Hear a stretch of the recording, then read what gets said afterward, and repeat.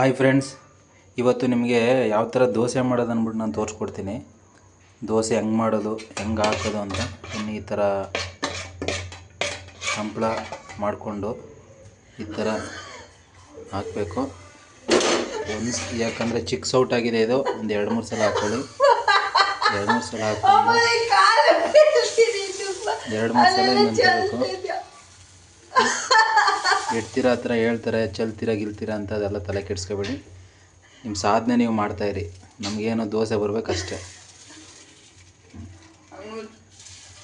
ಅಷ್ಟೇ ಹಾಕ್ಕೊಂಡು ಅದೇ ಬೆಳಗ್ಗೆ ಮಾಡಿದ್ವಲ್ಲ ಎಣ್ಣೆ, ಫ್ರೆಂಚ್ ಫ್ರೈಸ್ ಮತ್ತು ಚಿಕನ್ ಬೇಯಿಸಿದ್ನಲ್ಲ, ಎಣ್ಣೆ ಮಿಕ್ಕಿರುತ್ತೆ, ಅದನ್ನು ತೆಗೆದು ಈ ಥರ ಹಾಕಿ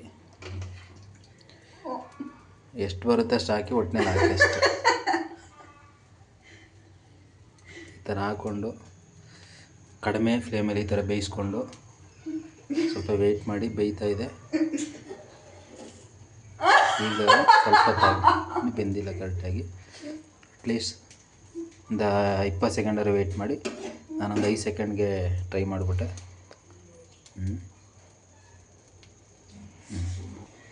ಸಾರಿ ಗೈಸ್, ಸ್ವಲ್ಪ ಕಡಿಮೆ ಉರಿ ಕೊಟ್ಬಿಟ್ಟಿದೆ, ಜಾಸ್ತಿ ಉರಿ ಕೊಟ್ಟಿದ್ದೀನಿ ಇವಾಗ. ಹಾಗೆ ನೋಡ್ತಾಯಿರಿ. ಇವಾಗ ಬೆಂದಿದೆ ಗೈಸ್. ತೆಗಿತಾ ಇದ್ದೀನಿ. ಬೇಡ, ಇನ್ನೂ ಸ್ವಲ್ಪ ಬೇಯಲಿ. ಗೈಸ್ ಇವಾಗ ರೆಡಿಯಾಗಿದೆ. ಇದನ್ನು ಒಂದೇ ಸೈಡ್ ಬೇಯಿಸ್ಬಾರ್ದು, 2 ಸೈಡ್ ಬೇಯಿಸ್ಬೇಕು. ಈ ಥರ ನಿಧಾನವಾಗಿ ಈ ಥರ ತಗೊಂಡು ಈ ಥರ ಉಲ್ಟಾ ಹಾಕಬೇಕು. ಆವಾಗ ಹಿಂಗೆ ಒಂದು 20 ಸೆಕೆಂಡ್ ವೆಯ್ಟ್ ಮಾಡಿ, ಚೆನ್ನಾಗಿ ಬೆಂದಿರುತ್ತೆ.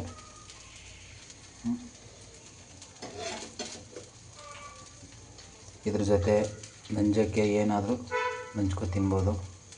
ಚಟ್ನಿ, ಪಲ್ಯ, ಗ್ರೇವಿ, ಗೊಜ್ಜು ಏನಾದರೂ ಹಾಕೊಂಡು ತಿನ್ನಿ.